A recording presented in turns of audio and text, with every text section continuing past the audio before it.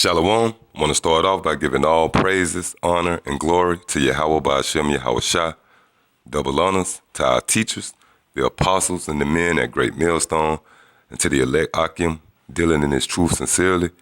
May the spirit and the power of Yahweh Ba'Ashem Yahweh Shai continue to rest upon you. And what I'm going to go into today is basically a warning, all right, to the the Akim who coming into this truth. You probably been in this truth a hot second, maybe 5, 6, maybe 10 years, but it don't matter about carnal years. It's a spiritual thing. It's a such thing as spiritual rank, all right? Because you can have a brother younger than you, in age, but he's over you spiritually, all right? This is going out, this is a sin going into, basically know thy place, man. Know your place, man. Know your damn place in this truth, man. Because what you got to realize, when you come into this truth, it's always a brother over you, man. And that's the way the Lord, Yahweh Ba'Ashem Yahweh Shai, set it up, because he perfect. He set it up where you got to learn, all right? You don't just wake up like, voila, and you get the truth. That ain't the way the Most High do things, man. Because if that's the case, he could have snapped his finger and we'll be right in the kingdom. Everything got to play out, all right?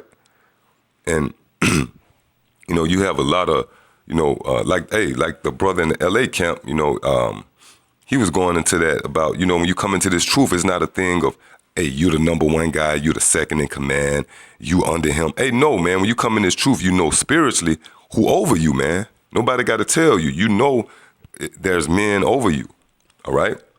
In these different camps, you might got one guy ahead, you have a second in command, and in a lot of cases, you got 3 and 4 guys, top guys, all right? But spirit, who the teacher is, man. So with that said, whenever you counsel with a teacher, you might, dialogue with a teacher, guy who over you, look, you got to remember that you got to stay in the student seat, man. All right, you can't think you know a little something, you got a little, you know a little something, and then you call yourself teaching your teacher, man. Right? Because even if, just say one of the apostles or something, or a man that's over you, you might think, well, nah, you wrong about that, and you try to correct them. You going off, man. Because I think that's even in the book of Job, it said, great men are not always wise. But you know what? You can't correct them, man. That's not your job. You got to hold your peace, man. Because, you could be, counseling with a guy over you, and you try to teach him, and he might not get offended. All right? He might be genuinely like, yeah, this is my partner, whatever. But guess what? The Most High get offended of that.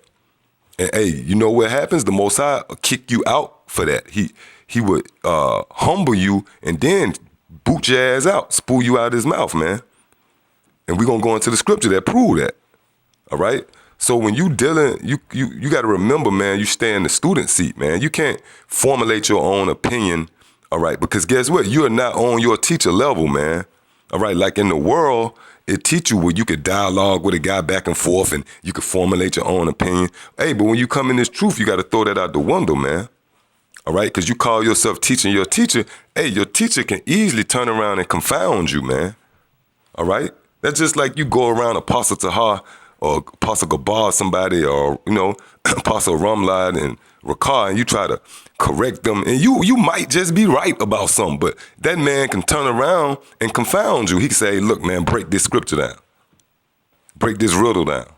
And then you will be confounded, all right? So, that's why the scriptures say knowledge puffeth up, man. You got to keep your wits about you, man. You got to understand you're not on the same level as your teacher, man.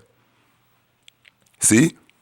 And then if you still got that worldly spirit, you'll be like, hold up, man.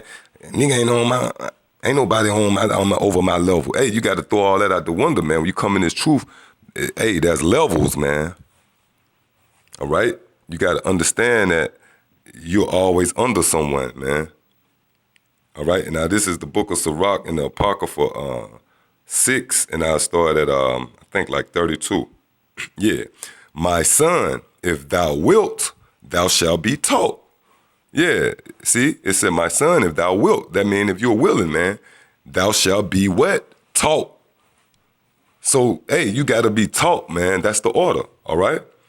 You got a teacher. And if thou wilt apply thy mind, thou shalt be prudent. Yeah, you will be wise, man.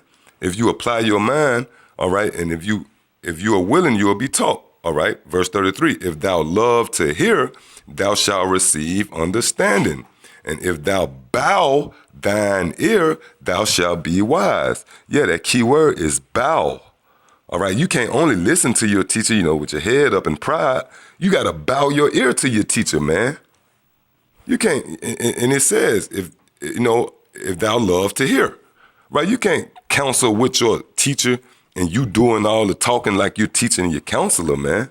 That's out of order with the Most High, man. Even if you think you know something, you got to chill, man, and hold your peace, man. All right, now you might can bring information out, different things like that. You can break bread, okay? But if my portion is more food than you, by default, I'm going to feed you more, man. All right? Verse 34, stand in the multitude of the elders and cleave unto him that is wise. Yeah, when you stand in the multitude of the elders, that's not necessarily talking about age. That's talking about the guy that's over you, man. And you cleave unto him because you really blind, man. A blind man, he cleave on to somebody with sight, man, and hold on for dear life, man. So you got to be humble, man. You get in the truth, you got to realize, man, you got a teacher over you no matter what the hell you think you know, man. You got to stay in your student seat, man. Verse 35, be willing to hear every godly discourse and let not the parables of understanding escape thee.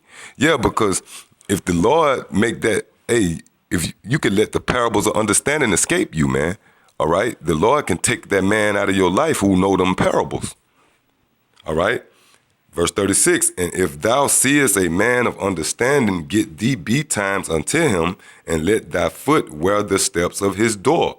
Yeah, that door represents your mind. So if you see a man of understanding, you got to wear the steps. You got to pick his brain, man. All right, you can't expect for him to be picking your brain. You got to bow your ear and listen to your teacher, and that's a continual thing. All right, you can't get to a point where I know what I know now. I tell somebody else something. Don't work like that. All right, this is Sirach 1:30. Exalt not thyself, lest thou fall, and bring dishonor upon thy soul, and so God discover thy secrets, and cast thee down in the midst of the congregation. Yeah, don't exalt yourself, man, because like I said, the guy who you talking to, the teacher, he might not get offended, but the Most High gonna get offended because you out of order. And he gonna discover thy secrets and cast thee down in the midst of the congregation because thou camest not in the truth to fear the Lord, but thy heart is full of deceit. Yeah, because you don't even see yourself being out of order. Because see, when you come in this thing, you're supposed to be sincerely in truth. You got to always be in that spirit like, yeah, man, this is my teacher right here. Let me listen. Can't never get in the spirit of now I can tell him something. No, the Lord going to cast you down for that.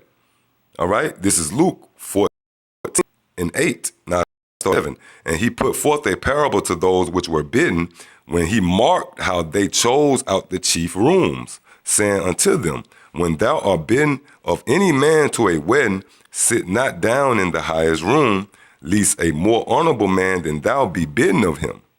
And he that bade thee and him come and say to thee, give this man place, and thou begin with shame to take the Lord's room. Yeah. So when you come into this truth or you counseling with a brother, don't take the high seat, man, like you the teacher. You can't sit in the teacher seat, man.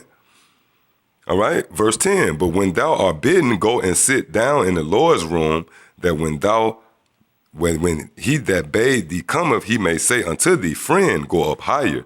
Then shalt thou have worship in the presence of them that sit at meat with thee. For whosoever exalt himself shall be abased, and he that humble himself shall be exalted.